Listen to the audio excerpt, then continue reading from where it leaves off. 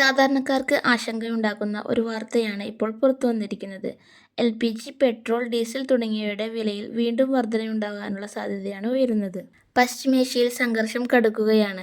അതുകൊണ്ട് തന്നെ ഹോർമുസ് കടലിടുക്കിലൂടെ കടന്നുപോകുന്ന ചരക്ക് കപ്പലുകൾക്ക് ഭീഷണിയുമുണ്ട്.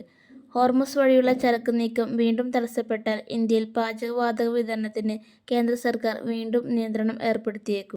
രാജ്യത്തെ മൊത്തം LPG ഇറക്കുമതിയുടെ 80% ഹോർമുസിലൂടെയാണ് എത്തുന്നത്. മറ്റു വിപണിയിൽ നിന്ന് വാങ്ങിയാലും ചിലവ് കൂടുതലാണ്.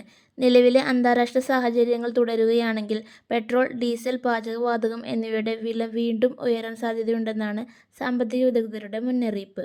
എന്നിരുന്നാലും ഇതുവരെ വില വർധന സംബന്ധിച്ച ഔദ്യോഗിക പ്രഖ്യാപനം കേന്ദ്ര സർക്കാർ നടത്തിയിട്ടില്ല.